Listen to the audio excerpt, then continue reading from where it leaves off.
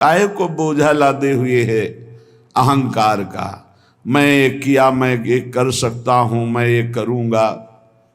अरे अपने आप को प्रभु के चरणों की शरण में दे दे और कर्तव्य का पालन करते हुए भगवत स्मरण कर, बड़ा भला हो जाएगा।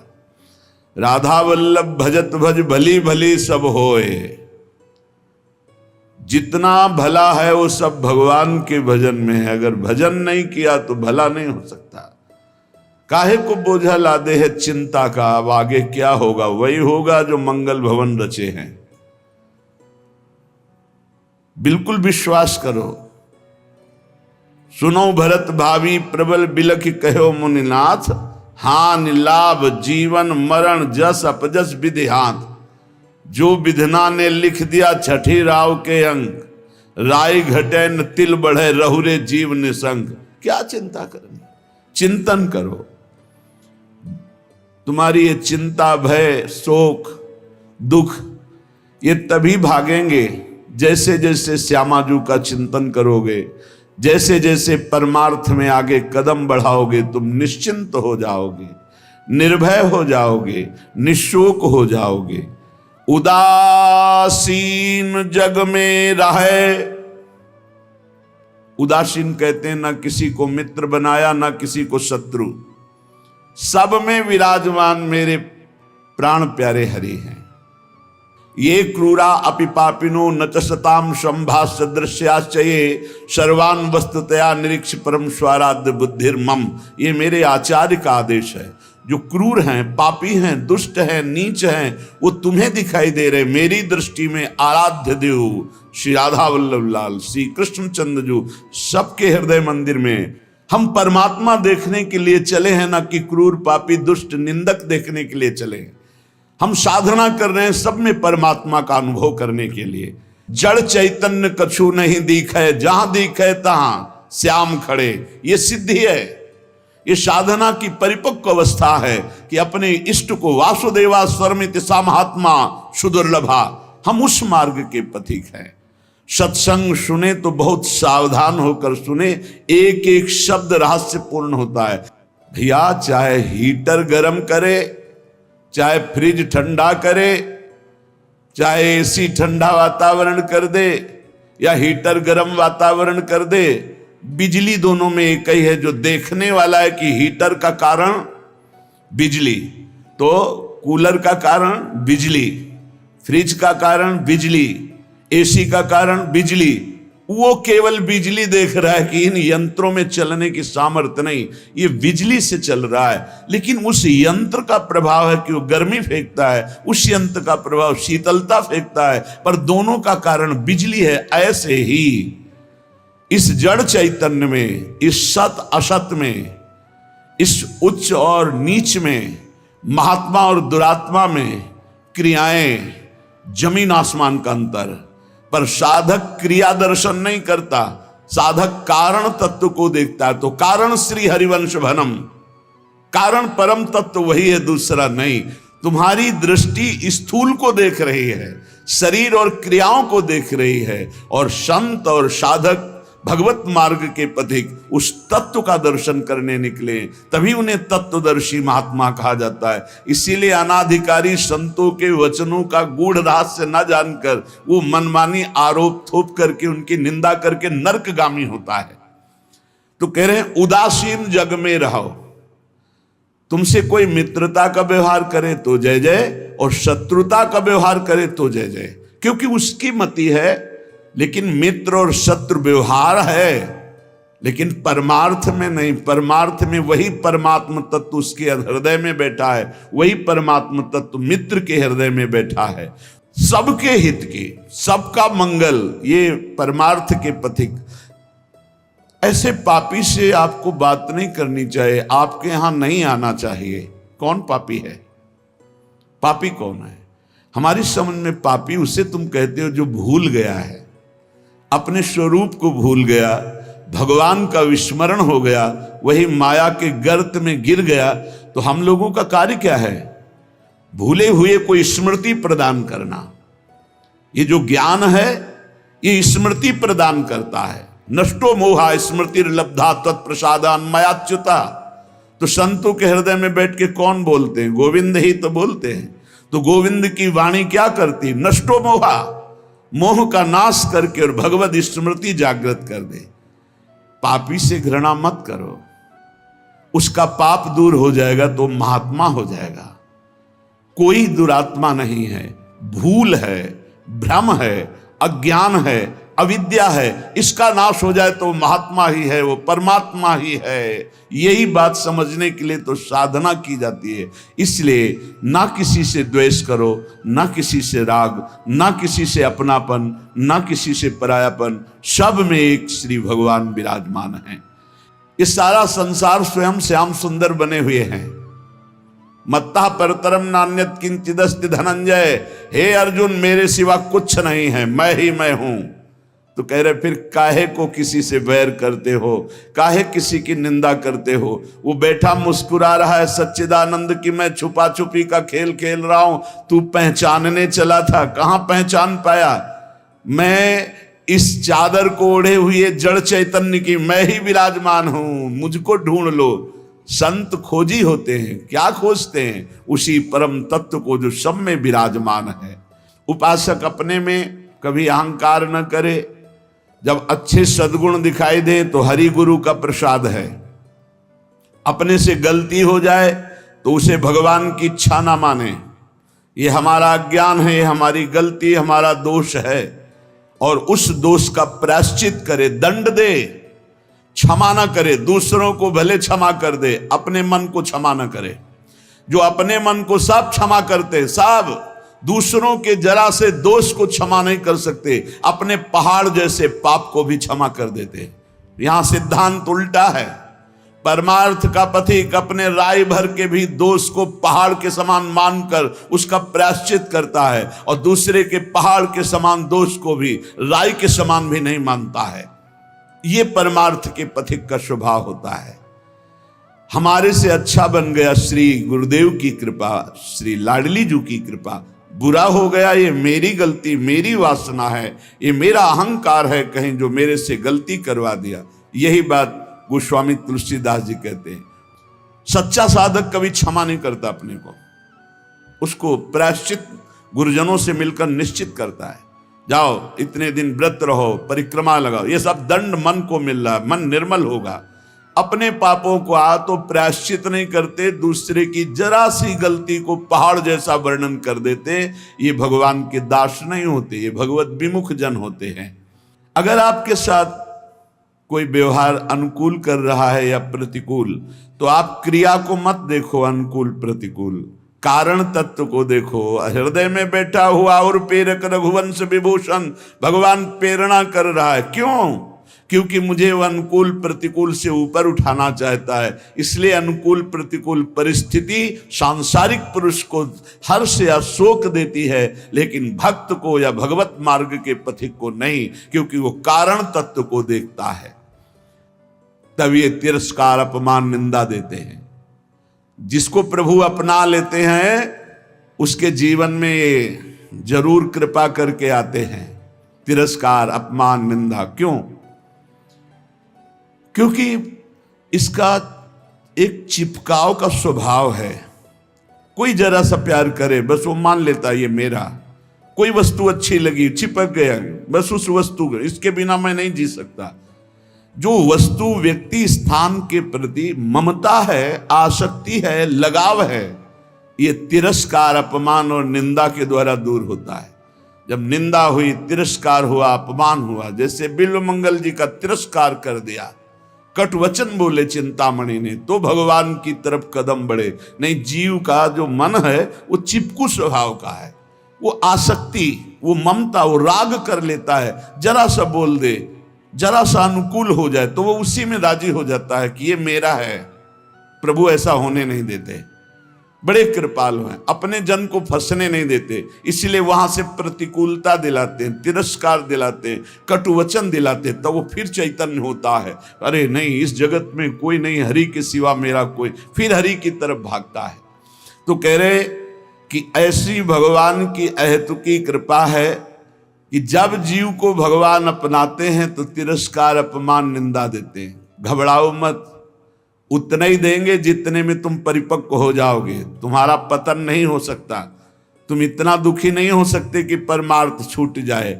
ए भाई, जिनको मिल गया हो तो छोड़ना मत कि पड़ोसी ठीक नहीं है, व्यवस्था ठीक नहीं है, कोई सेवा करने वाला नहीं। एक सोच बनी रहती है उपासकों के अंदर। बहुत पहले की बात है और अब भी वर्तमान में कुछ साधकों में हो सकती है। उसके निवारण के लिए हम प्रार्थना करते हैं। एक बार एक साधक ने कहा कि महाराज जी, आप हो तो हमारा जीवन आपके शासन से सही चल रहा है। कल जब आप नहीं होंगे तो आपका शासन नहीं होगा। आज उसका समाधान सबके लिए कह रहे हैं, जिन साधकों के अंदर है। आप किसी मनुष्य की शरण में हो क्या? पहला हमारा प्रश्न है उन साधकों से जिनके हृदयों में ये बात है कि अगर सामने से ये शरीर चला जाएगा तो हमारी साधना बाधित हो जाएगी, हम एक असहाय, असमर्थ, अनाथ हो जाएंगे। तो हम ये पूछना चाहते हैं, आप पांच भौतिक शरीर के शरणागत हुए हैं क्या? तो उत्तर आएगा नहीं, क्योंकि कोई शरीर का शरणागत नहीं होता है। शरीर परिवर्तनशील, नाशवान, प्रतिपल नष्ट हो रहा है। आप किसकी शरणागत हो? आप उस चैतन्य घन की शरणागत हो जो सर्वलोक महेश्वर है। वही गुरु है, वही परमात्मा है और वही चराचर जगत में व्याप्त है। क्या वो त्रिकाल में तुमसे कभी अलग हो सकता है? और एक हम ज्ञानेश्वरी टीका जो श्रीमद् भगवत गीता जी की और श्रीमद् भागवत की कुछ की है, उसकी बात पढ़ करके उन्होंने कहा कि जब हम किसी सदगुरुदेव का वर्णन करते हैं तो सदगुरुदेव का सूक्ष्म स्वरूप हमारे हृदय में आके बैठ जाता है। और जब तक हम जीवन मुक्त नहीं हो जाते तब तक गुरुदेव भी जीवन मुक्त नहीं होंगे। कौन से गुरुदेव? जो आपके दिमाग में बैठ गए, आपके अंदर बैठ गए।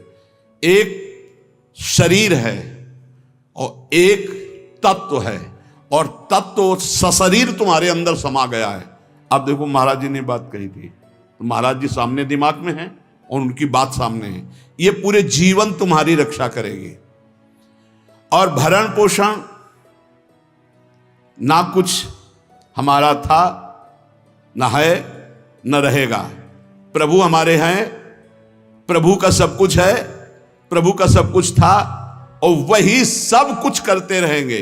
तुम निष्ठावान बनो, तुम अलग से भुवन रचना कर देंगे तुम्हारे लिए भगवान।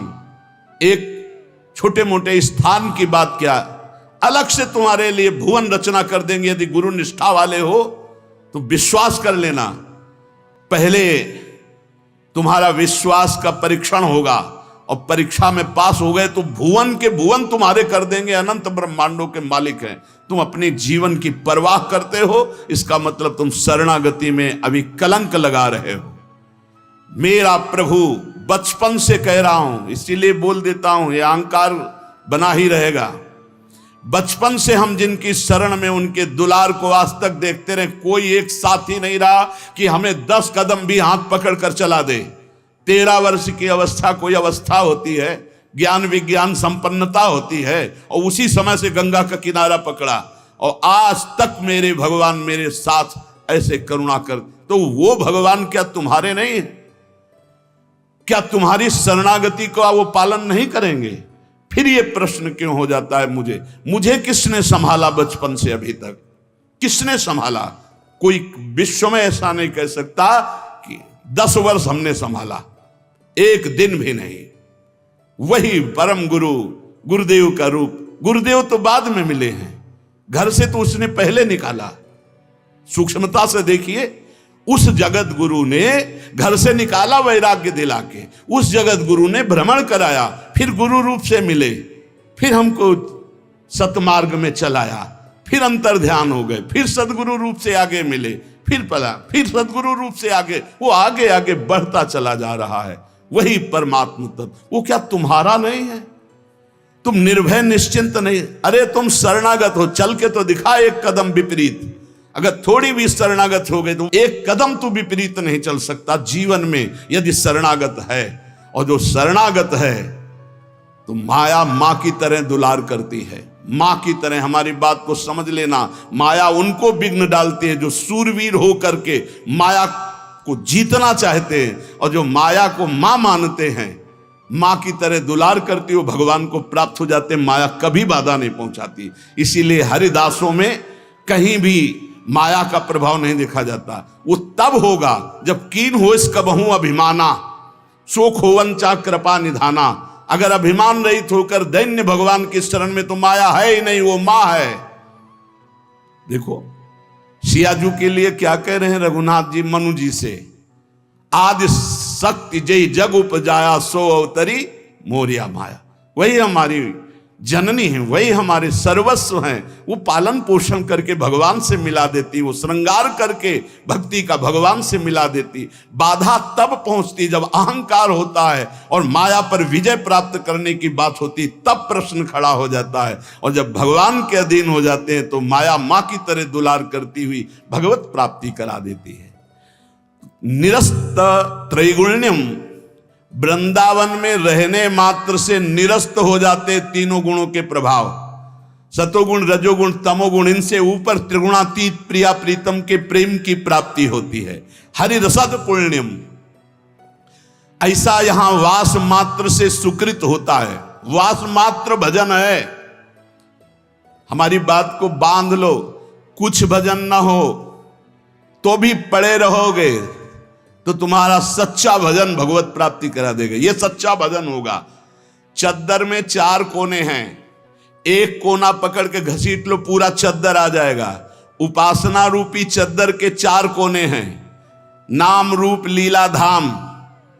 हम नाम निरंतर नहीं जप पा रहे, रूप का ध्यान नहीं बन रहा है, लीला का चिंतन नहीं बन रहा है, लेकिन धाम का अखंड वास कर रहे हैं तो एक कोना पकड़ लिया जोर से, पूरी उपासना आ जाएगी। नाम रूप लीला धाम एक पकड़ लो। कोई आप दूर रहते हैं, धाम वास नहीं करते, निरंतर नाम का चिंतन और धाम का आश्रय, पूरी उपासना जागृत हो जाएगी। आप प्रभु की सेवा में लगे, प्रभु का नाम जप कर रहे हैं, अपने कर्तव्य का पालन कर रहे हैं, अंततो गत्वा आपको भगवान की प्राप्ति निश्चित होगी। कोई एक पकड़ लो।